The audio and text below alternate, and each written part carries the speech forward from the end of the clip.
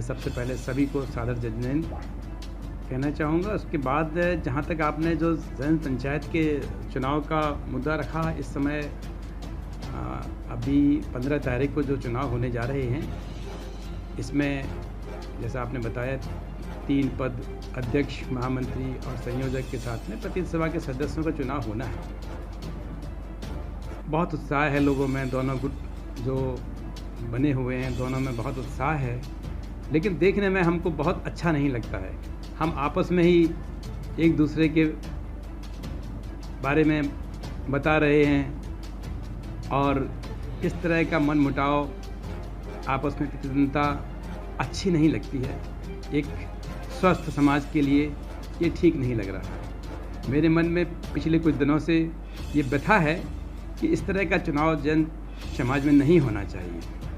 मेरी ये व्यक्तिगत धारणा है कि अब संविधान जो बना हुआ है हमारे जैन पंचायत का, वो निश्चित ही सम्माननीय है। जिन्होंने बनाया होगा बहुत ही अच्छे सोच समझ के बना होगा, लेकिन अगर अब जो इसमें चुन के आने वाले लोग पदाधिकारी हैं, अगर वो उचित समझें तो इस संविधान में कुछ संशोधन ज़रूर करें और सर्वसम्मति से अध्यक्ष को चुनना चाहिए। और प्रतिनिधि सभा जो होती है, ये हो सकता है इसके चुनाव करें आप और इसके द्वारा आप प्रबंधक बना दें और पद बना दें, लेकिन गुटबाजी ना हो। जिस तरह से अभी ये 3 लोगों के गुट बना करके चुनाव किए जाते हैं, ये आपस में समाज को तोड़ने जैसा है।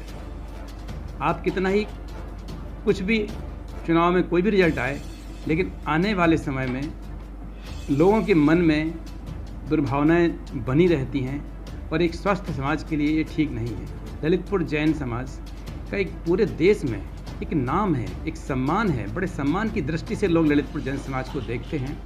और जहाँ तक हमारे शहर का सवाल है, यहाँ पर भी जैन लोग व्यापार में या और हर किसी क्षेत्र में सभी में बहुत सम्मान की स्थिति में है। ऐसे में मैं चाहता हूँ कि हमारा समाज एकता के सूत्र में बंधे, सभी लोग एक रहें, सब एकजुट होकर काम करें। जहाँ तक इस चुनाव का सवाल है, निश्चित ही जो योग्य प्रत्याशी होगा वो जीतेगा। हमारे सभी जो वोटर हैं जैन समाज के, वो समझते हैं। अब मैं किसी को इसमें बताने की ज़रूरत नहीं है कि कौन योग्य, लेकिन हाँ, योग्य सक्षम प्रत्याशी को चुनें। लेकिन अब जो सभा चुन कर के आए, अब जो पूरे सदस्य चुन कर के आए और पदाधिकारी, वो इस बात पर ज़रूर विचार करें कि हमारे इस छोटे से 10,000 जो हमारे जिसके वोटर हैं, इस समाज में कोई और तरह के मन मुटाव ना रहें। सभी लोग एकजुट होकर काम करें। चाहे कार्यकाल को आप कम कर लें, इतनी बड़े 5 साल का या जो भी कार्यकाल है निर्धारित है, इसे कम कर सकते हैं, लेकिन सबको मौका मिले, सभी लोग आएँ, अपना अच्छा काम करें। अब जो जीत कर आए उनसे क्या अपेक्षा है? उनसे यही अपेक्षा है कि यहाँ जो समाज के जो कार्य चल रहे हैं, क्षेत्रपाल जी मंदिर में और भी कई मंदिरों में जीर्णोद्धार कार्य चल रहे हैं, उनको सभी लोग बिना किसी भेदभाव के पूरा कराएं। यहाँ जो सभी साधु आते हैं, जिनकी चर्या सबकी जो जैन आगम के अनुसार है, उनका सभी लोग सम्मान करें। कोई इसमें भेदभाव ना करे कि वो इनके गुट के हैं, वो इनके गुट के हैं, वो महाराज जी हुए। सभी लोग किसी बिना भेदभाव के और सभी साधुओं का सम्मान करें। उनके आने से लेकर के उनके हमारे यहाँ शहर से बिहार तक पूरी तरह उनकी सेवा में सभी लोग लीन रहें। और जहाँ तक और समाजों से संबंध हैं, वो जैन समाज के संबंध बहुत मधुर बने हुए हैं और बने रहें, इसका भी पूरा ध्यान रखें। क्योंकि हमारे शहर में एक इतनी एकता सभी समाज के बीच में जो है वो काबिल तारीफ़ है।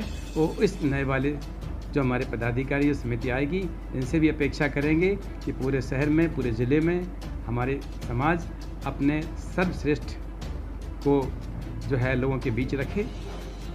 इसके अलावा जैसे कि फंड होता है, जैन समाज के पास बहुत फंड होता है। हम चाहते हैं कि मंदिरों के अलावा जैन समाज शिक्षा के क्षेत्र में, स्वास्थ्य के क्षेत्र में अब नई आने वाली समिति वो कुछ ऐसे आयाम स्थापित करे जो हमारे ज़िले की जनता को, आसपास के क्षेत्र की जनता को उसका लाभ मिले।